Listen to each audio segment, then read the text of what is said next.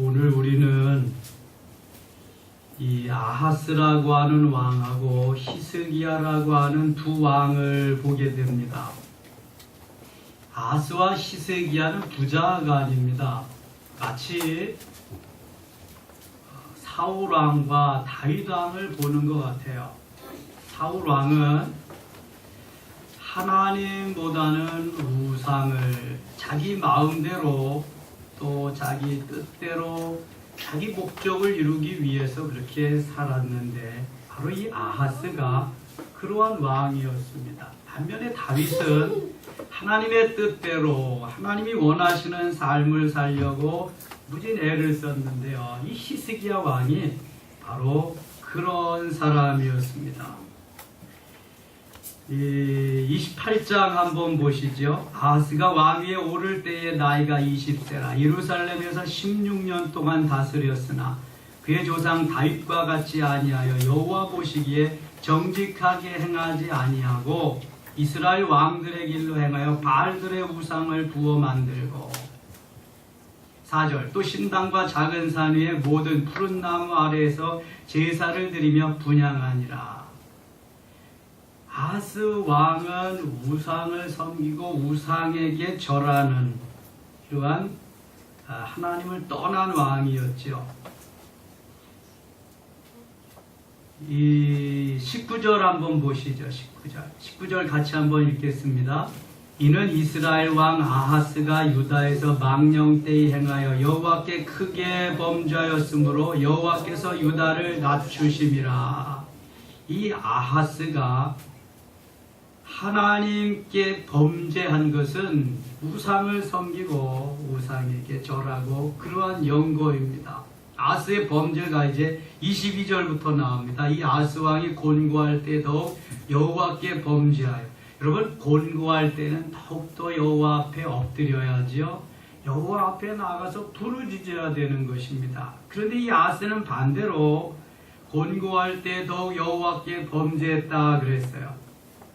자기를 친 다메섹 신들에게 제사하여 이르되 아람 왕들의 신들이 그들을 도왔으니 나도 그 신에게 제사하여 나를 돕게 하리라 하였으나 그 신이 아하스와 온 이스라엘을 망하게 하였더라. 하나님 앞에 나아가야지 우상 앞에 나아가 애굽을 도운 신이라고 거기 가서 도와달라고 그러니까 망할 수밖에 없지요. 24절 25절 같이 읽겠습니다. 아하스가 하나님의 전에 기구들을 모아 하나님의 전에 기구들을 부수고 또 여호와의 전 문들을 닫고 예루살렘 구성마다 제단을 쌓고 유다 각 성읍에 산당을 세워 다른 신에게 분향하여 그의 조상들의 하나님 여호와를 진노하게 하였더라. 아멘.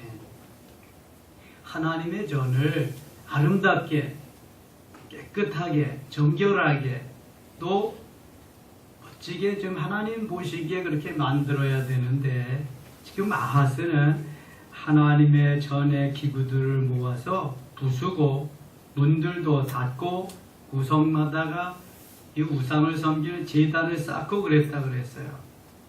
다른 신에게 분향하고 이 망하는 우리 그 어른들 전에 내려오는 말들에 그런 거 있죠. 죽으려면 무슨 짓을 못하냐고. 이 아하스가 지금 뭐 죽을 짓을 하는 거죠. 하나님의 전에 가서 하나님의 기구들을 부수고 하나님의 전에 문을 닫아버리고 이거는 하나님과 담쌓겠다는 얘기잖아요. 이제 하나님 안 보겠습니다 하는 건 하나님 가만두시지 않지요. 그러니까 진노하였더라. 하나님이 진노해서 아하스를 죽이고 맙니다. 자, 아하스의 아들 히스기야가 왕이 되는데요. 히스기야는 아하스하고는 아주 딴판입니다. 29장 보세요, 여러분. 히스기야가 왕이 오를 때 나이가 25세라 예루살렘에서 29년 동안 다스리니라. 그의 어머니의 이름은 아비하여 스갈의 딸이더라. 2절 같이 읽겠습니다. 히스기야가 그의 조상 다윗의 모든 행실과 같이 여호와 보시기에 정직하게 행하여. 아멘. 꼭 잘한 사람은 다윗과 같이 했다 이렇게 말합니다. 다윗이 얼마나 모델적인 사람인가, 얼마나 하나님이 기뻐하시는 사람인가 하는 걸 알 수 있어요. 히스기야가 그의 조상 다윗의 모든 행실과 같이 여호와 보시기에 정직하게 행했다. 하나님 보시기에 정직하고 하나님 보시기에 아름답고 하나님 보시기에 선한 그러한 발자취를 남겨야 됩니다. 첫째 달에 여호와의 전 문들을 열고 아하스가 닫은 문을 이제 여는 겁니다. 수리하고 제사장들과 레위 사람들을 동쪽 광장에 모으고 그들에게 이르되 레위 사람들아 내 말을 들으라. 이제 너희는 성결하게 하고 또 너희 조상들의 하나님 여호와의 전을 성결하게 하여 그 더러운 것을 성소에서 없애라. 완전히 반대입니다. 아하스하고는 성전을 깨끗하게 정결하게 합니다. 리모델링해서 아름답게 제사할 수 있도록 하나님이 기뻐 받을 수 있는 그러한 전으로 만들고 있습니다. 6절부터 8절까지 계속해서 읽겠습니다. 우리 조상들이 범죄하여 우리 하나님 여호와 보시기에 악을 행하여 하나님을 버리고 얼굴을 돌려 여호와의 성소를 등지고 또 낭실문을 닫으며 등불을 끄고 성소에서 분향하지 아니하며 이스라엘의 하나님께 번제를 드리지 아니하므로 여호와께서 유다와 예루살렘에 진노하시고 내버리사 두려움과 놀람과 비웃음거리가 되게 하신 것을 너희가 똑똑히 보는 바라. 아멘. 나는 혹시 좀 모자라고 나는 좀 부족해도 하나님께서 우리 자녀들을 히스기야 왕같이 좀 만들어 주실 수 있기를 바랍니다. 그런데 내 신앙만큼도 자녀들이 따라오지 못한다면 그건 참 안타까운 일이죠. 적어도 내 신앙보다는 더 아름답게 더 멋있게 세워지기를 원하는 것이 우리 부모들의 마음이란 말입니다. 자녀들의 잘됨을 원하신다면 여러분 하나님 앞에 자녀들을 위해서 기도 많이 해야 됩니다. 어거스틴의 어머니 모니카와 같이 사무엘의 어머니 한나와 같이 어머니의 기도가 자식을 아름답게 멋진 신앙으로 만들 수 있습니다. 어머니의 기도가 최고입니다. 그래서 리더, 지도자, 멋진 지도자를 만들기 위해서는 멋진, 어진 어머니가 계시든지 아니면은 멋진, 어진 아내, 둘 중에 하나는 꼭 있어야 된다고 그러잖아요. 그렇지 않으면 자기 혼자는 안 된다는 거예요. 하나님께서 이 히스기야를 아름답게 만드셔서 성전의 리모델링을 거행하게 하고 그 다음에 제사의식이 다시금 살아나도록 만들었습니다. 그러니까 이전에 행하던 모든 하나님 기뻐하지 아니하는 것은 다 제거한 거지요. 모두 다 단절했습니다. 그러면 통일신라를 만드는 그 주역이 누구죠? 신라를 통일시킨 장군이 누구죠? 네, 김유신이죠. 김유신전. 김유신이 화랑일적에 한 기생을 좋아해가지고요. 그 기생집에 자주 갔답니다. 공부도 게을리하고 무예 닦는 것도 게을리하고. 그래서 하루는 어머니가 유신이를 불러가지고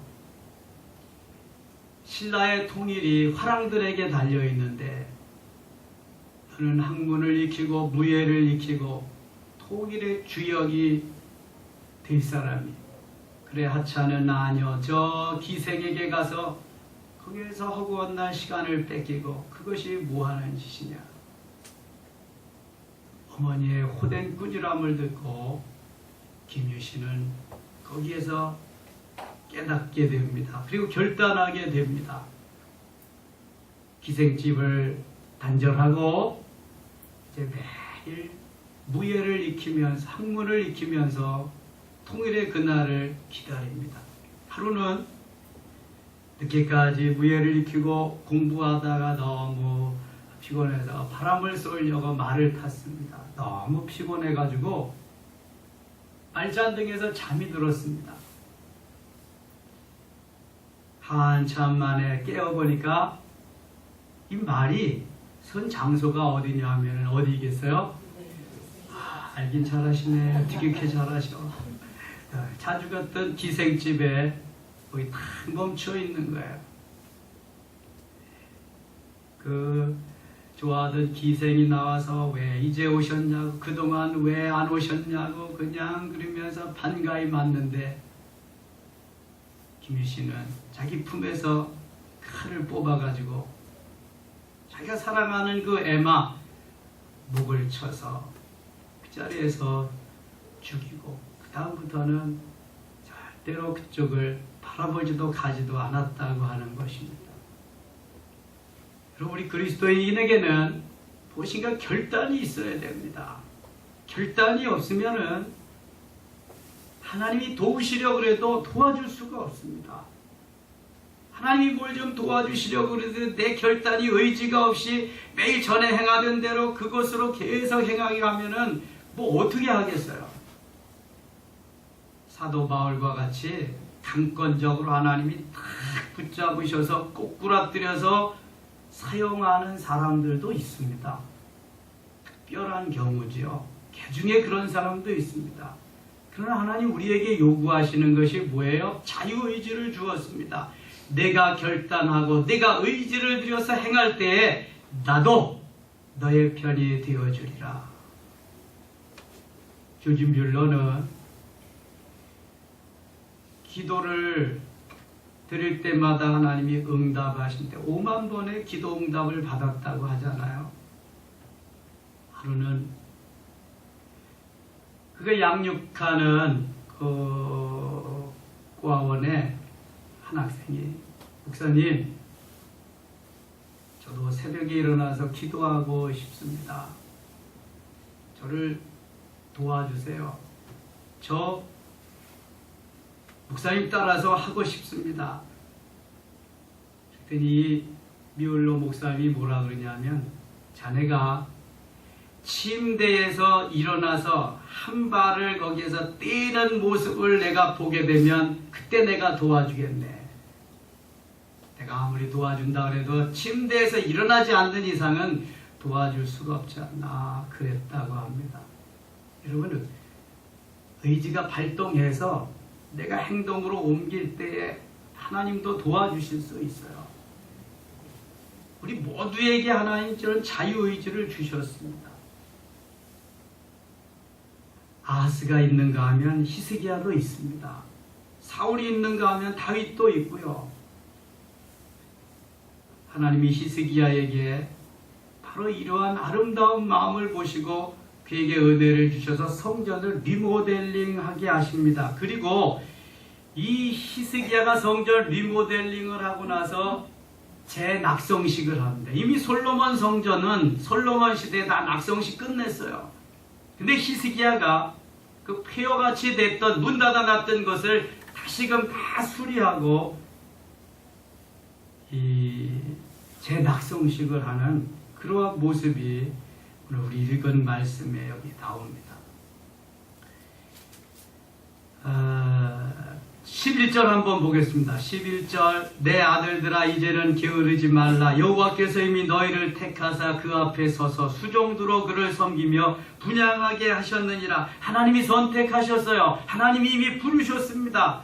그렇다면 이제는 게으르지 말아야 돼요. 내 자유의지를 발동해서 내가 솔선수범해서 내가 한 발짝씩 띄워놓고 앞으로 가야 됩니다. 하나님이 기뻐하시는 삶의 자리로, 그래야 역사가 일어나는 것입니다. 내 아들들아 이제는 게으르지 말라. 여러분, 그리스도인은 믿지 않는 사람보다 더 부지런해야 됩니다. 그래야 기도 시간도 생기고, 그래야 예배 드릴 시간도 생기는 거죠. 믿지 않는 사람보다 게으르면은 욕먹습니다. 예수 믿는 사람이 이렇게 해놓고, 제가 직장 생활할 때 그 위에 계신 분이 저 명절 때 초청을 해서 거기 갔습니다. 우리는 예수를 믿지 않는데 바로 그 높은 집이에요. 근데 그 밑에 집들이 다 보입니다. 높은 집이니까. 근데 예수를 믿는 집이에요, 그 집이. 그런데 부인은 열심히 새벽부터 밤중까지 교회 가서 열심히 충성하고 봉사하는데 남편은 안 나간다는 거예요. 안 나가니까 교회를 나가려면 제대로 밥상이라도 치우고 설거지라도 제대로 하고 빨래라도 제대로 하고 다녀야지. 맨날 그냥 있는 그대로 다 넣어두고 아이들도 챙기지 않고 그래서 자기는 안 나간다 그런다는 거예요. 그러니까 그 위에서 보는 사람들한테도 덕이 안 되죠. 부지런해야 됩니다. 게으르지 말고. 부지런한 새가 먹이를 하나 더 쫓는다고 그랬습니다. 부지런하면은요, 작은 부자 될 수 있습니다. 큰 부자는 하늘이 내리지만 작은 부자는 부지런하면 될 수 있습니다. 그럼 부지런하시기 바랍니다. 신앙도 부지런해야 돼요. 새벽에 나왔어도 저녁에 또 나오고 부지런히. 뭔가 하나님이 그래 너는 그만하면 됐어. 너는 복받을 만한 그릇이 됐어. 나는 내가 주어도 아깝지 않아. 하나님이 다 인정할 만한 뭐가 있어야 되잖아요. 이게 히스기야와 같이 결단력도 있고 의지력도 있고 헌신도 있고 희생함도 있고 하나님이 보시는 아름다운 말이죠. 자, 20절 한번 같이 읽겠습니다. 20절입니다. 히스기야 왕이 일찍 일어나 성읍의 귀인들을 모아 여호와 전에 올라가서, 자, 히스기야 왕이 얼마나 부지런했나 보세요. 히스기야 왕이 일찍이 일어나서 성읍의 귀인들, 존경하는 사람들 모아가지고 여호와의 전에 올라갔습니다. 수송아지 7마리와 순양 7마리와 어린 양 7마리와 순염소 7마리를 끌어다가 나라와 성소와 유다를 위하여 속죄제물로 삼고 아론의 자손 제사장들을 명령하여 여호와의 제단에 드리게 하니, 지금 리모델링 해놓고 하나님 앞에 제사를 드리는 겁니다. 22절 같이 읽겠습니다. 이에 수소를 잡음에 제사장들이 그 피를 받아 제단에 뿌리고, 또 순양들을 잡음에 그 피를 제단에 뿌리고, 또 어린 양들을 잡음에 그 피를 제단에 뿌리고. 구약시대에는 수많은 양들이 죽어갑니다. 수많은 소들이 죽어갑니다. 수많은 짐승이 피를 흘립니다. 여기에 양들은 누구를 의미할까요? 여기 양들은 예수 그리스도를 의미하고, 여기 피는 예수 그리스도의 피를 의미하는 것입니다. 구약에 수많은 짐승의 피가 나옵니다. 신약 시대에는 예수님의 피가 나옵니다. 성경은 피의 복음입니다. 피로 이루어져서 그 피가 우리를 구원해 주는 것입니다. 예수 그리스도의 보혈, 그 피, 어린 양들을 잡음에 그 피를 제단에 뿌리고 피를 뿌림에 용서함을 받는 것입니다. 우리가 예수 그리스도의 피 뿌림을 받고 용서함을 받고 하나님 자녀가 되고 죄 사함의 그러한 역사를 이룬 것입니다. 6월절 때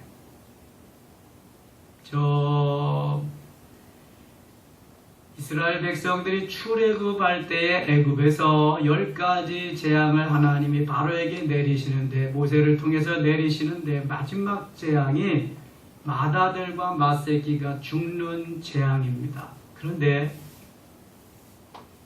애굽에 바로로부터 모든 애굽 사람의 마다들과 맏새끼는 다 죽어갑니다. 초상집이 되는데 이스라엘 집에는 한 사람도 죽지 않았어요. 짐승도 하나도 죽지 않았습니다. 이유는 뭐죠? 어린 양을 잡아서 그 피를 문설주와 임방에 발랐어요. 좌우 문설주, 아래우 임방에 다 발랐어요. 그랬더니 천사가 그것을 보고 다 뛰어넘었어요. 그래서 6월입니다. 패스오버. 여기 어린 양이 바로 예수 그리스도를 의미하고요. 영적으로 그 피가 그리스도의 보혈을 의미하는 것입니다. 예수 그리스도의 피가 그리스도의 보혈이 능력이 있습니다. 주의 보혈 능력이 있도다. 주의 피 믿으오. 주의 보혈이 능력이 있습니다. 그 피를 믿는 자마다 구원을 받습니다. 주님이 그 피를 보고 우리를 구원하시고 용서해 주십니다. 지금 희스기야는 어린 양들을 잡아서 그 피를 제단에 뿌렸습니다.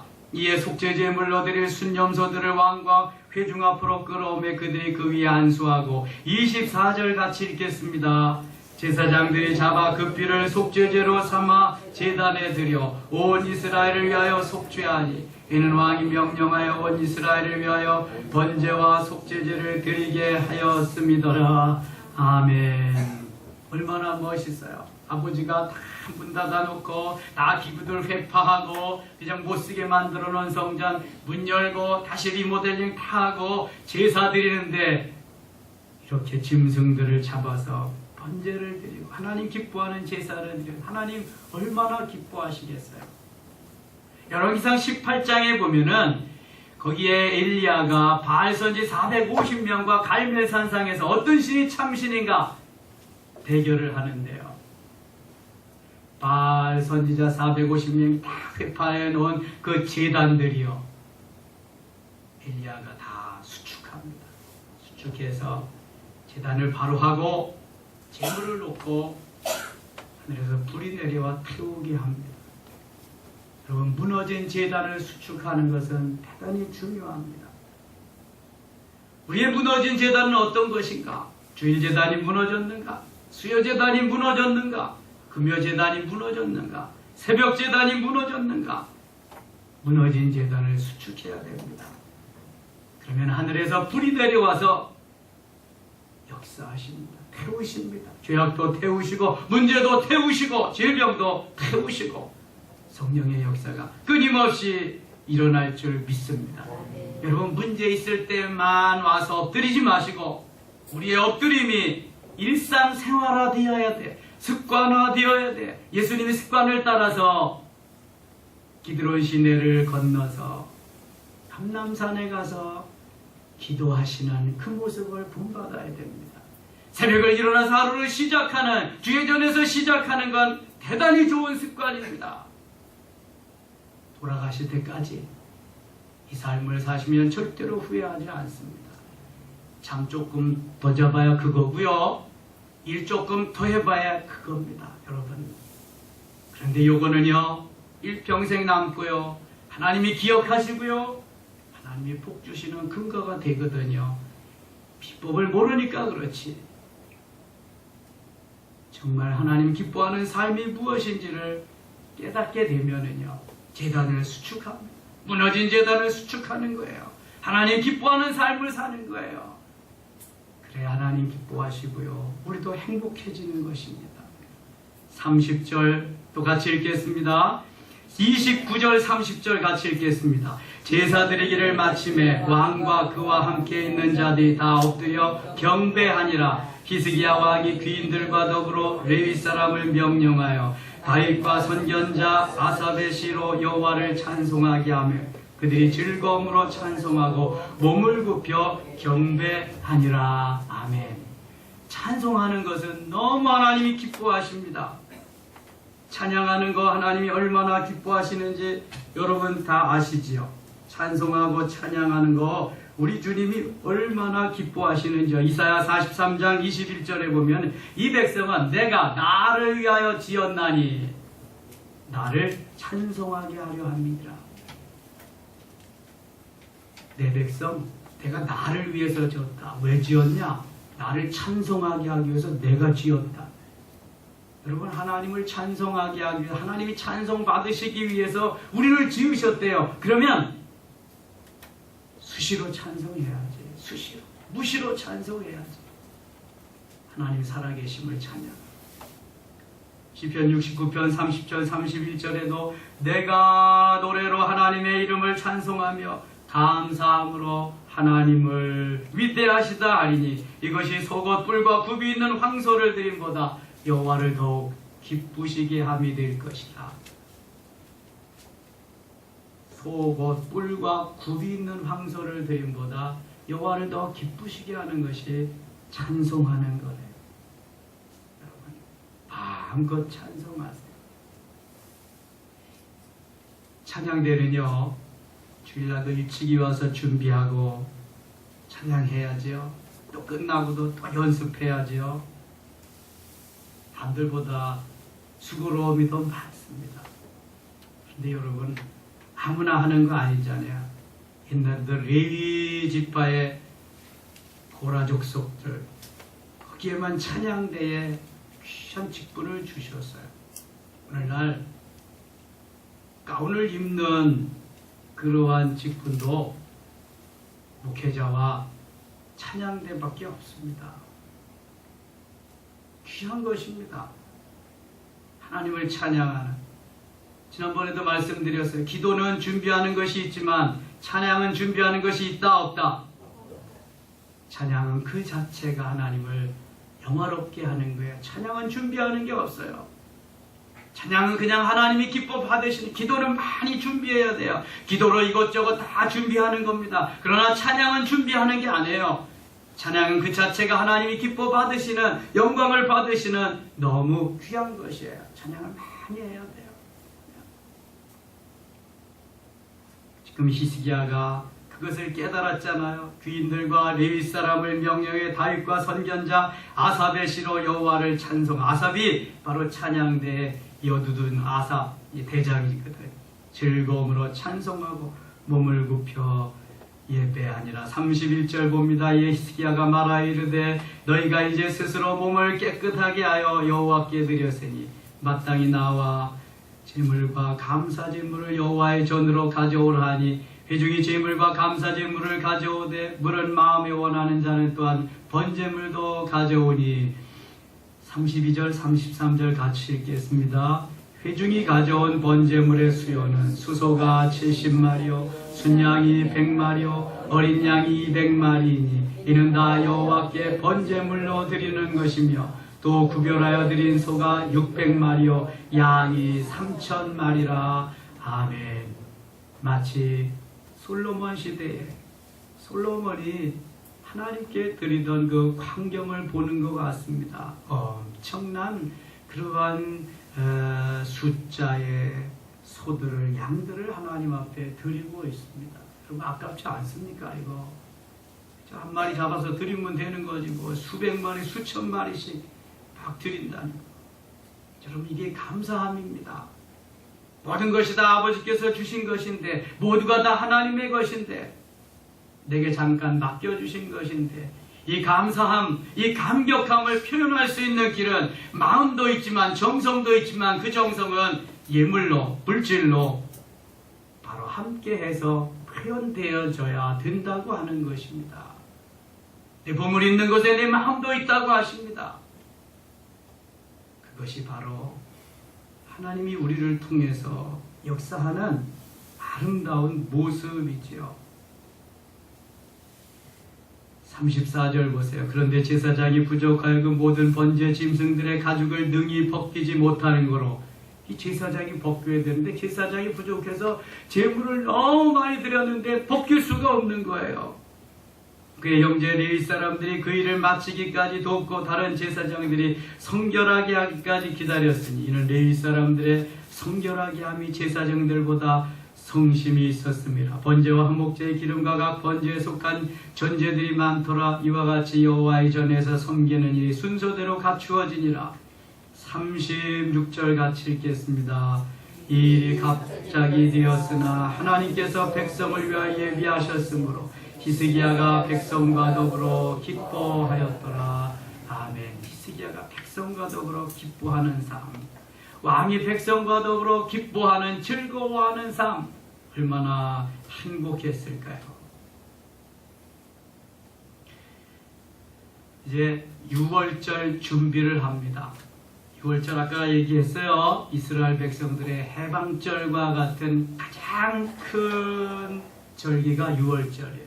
이스라엘 백성들이 지키는 3대 절기가 있습니다. 하나는 6월절, 그 다음에 또 하나는 오순절, 또 하나는 장막절. 6월절은 무교절이라고도 하는 해방절, 해방됨을 기념하는 절기고요. 일주일간 무교병을 먹으면서 지킵니다.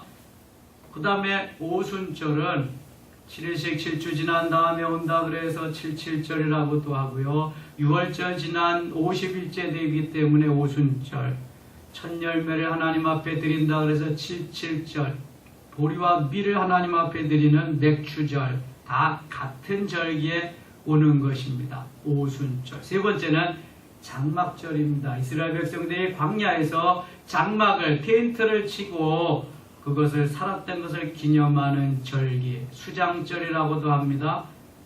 그것은 1년 동안의 농사를 지은 것을 하나님 앞에 드리는 추수감사절의 의미가 있습니다.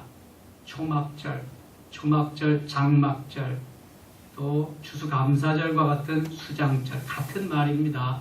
그래서 6월절, 오순절, 장막절, 이 세 절기는 이스라엘 백성들이 20세 이상 되면은 누구든지 다 예루살렘에 올라와서 예루살렘 성전에서 그 절기를 지켜야 돼요. 이미 출애굽기 때부터 하나님이 명령하셨습니다. 말씀하셨습니다. 열일 다 젖혀놓고 저들은 절기를 지키러 옵니다. 그 모든 전국에서 다 절기를 지키러 오니까 얼마나 정성을 들여서 예물을 준비해 가지고 드리러 오겠어요. 그냥 오는 사람 하나도 없습니다. 또 하나님 말씀합니다. 기억하고 지켜라. 힘껏 드려라. 하나님이 명령하십니다. 여기 6월절 준비를 히스기야가 성전 리모델링 해놓고 재낙성식을 하고 쭉 진행해 갑니다. 30장 12절 말씀 우리 같이 한번 읽겠습니다. 하나님의 손이 또한 유다 사람들을 감동시키사 그들에게 왕과 방백들이 여호와의 말씀대로 전한 명령을 한마음으로 준행하게 하셨더라. 아멘. 하나님의 손이 또한 유다 사람들을 감동시켰다.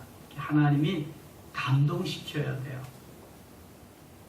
바벨론에 포로되어 갔을 때 하나님께서 고레스 왕의 마음을 감동시키셔서 고레스 왕이 칙령을 내립니다. 그래서 포로에서 귀환하게 되잖아요.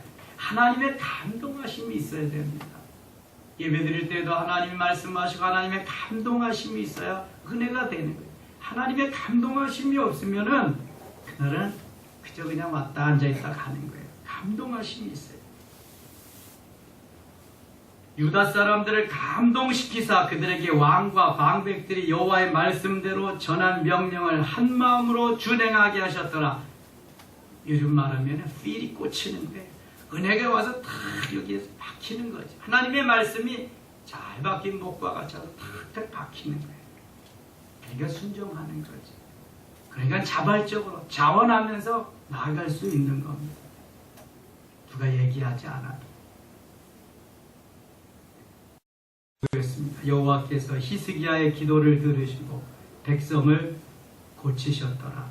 하나님께서 이 시간 우리의 기도를 들으시고 우리의 마음과 우리의 질병과 우리의 문제들을 다 치료하시고 고쳐주실 수 있기를 바랍니다. 22절 같이 읽을게요. 히스기야는 여호와를 섬기는 일에 능숙한 모든 레위 사람들을 위로하였더라. 이와 같이 절기 7일 동안에 무리가 먹으며 화목제를 드리고 그의 조상들의 하나님 여호와께 감사하였더라. 아멘. 하나님 앞에 드리고 감사. 이제 두 번째 절기 온회중이 다시 7일을 지키기로 결의하고 이에 또 7일을 즐겁게 지켰더라. 유다왕 히스기야가 수송아지 1000마리와 양 7000마리를 회중에게 주었고 방백들은 수송아지 1000마리와 양 10,000마리를 회중에게 주었으며 자신들을 성결하게 한 제사장들도 많았더라. 엄청나게 두 번째 절기를 지키면서 하나님 앞에 희생 제물을 드립니다. 하나님이 복을 안 주실 수가 없어. 이 정성이 얼마나 대단합니까? 25절 26절 같이 읽겠습니다. 유다 온 회중과 제사장들과 레위 사람들과 이스라엘에서 온 모든 회중과 이스라엘 땅에서 나온 나그네들과 유다에 사는 나그네들이 다 즐거워하였으므로 예루살렘에 큰 기쁨이 있었으니 이스라엘 왕 다윗의 아들 솔로몬 때로부터 이러한 기쁨이 예루살렘에 없었더라. 아멘. 너무 많은 제물, 너무 하나님 기뻐하는 제사를 다 이제 드렸더니요, 여기 보니까 온 회중과 제사장들과 레위 사람들과 이스라엘에서 온 모든 회중과 온 백성 다 합니다. 이스라엘 땅에서 나온 나그네들과 유다에 사는 나그네들이 다 즐거워하였으므로, 그러니까 다른 민족이 유대 나라에 와서 사는 그런 이방인들도 나그네들도 함께 즐거워하며 그 잔치에 참여할 수 있었다고 하는 거죠. 예루살렘에 큰 기쁨이 있었으니 모두 다 기쁘고 즐겁고 그 절기를 지킵니다. 이스라엘 왕 다윗의 아들 솔로몬 때로부터 이러한 기쁨이 솔로몬 때로부터 이러한 기쁨이 없었다고 하는 것은 그 중간에 있는 왕들은 히스기야와 같이 하나님 기뻐하는 제사, 기뻐하는 아름다운 예배 생활 이런 걸 못했다는 거죠. 다윗과 솔로몬 이후에 히스기야가 이런 하나님을 기쁘시게 해드리는, 하나님의 마음을 흐뭇하게 해드리는 놀라운 제사, 예배, 하나님과의 관계를 멋있게 만들었다고 하는 것입니다. 여러분, 우리의 회파된 그러한 제단을 수축하십시다.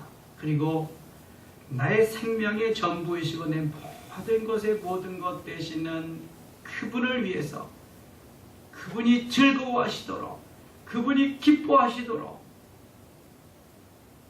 그분에게 모든 것을 맡기고 승리하는 모든 섬김의 가족들 되시기를 주님의 이름으로 축원합니다.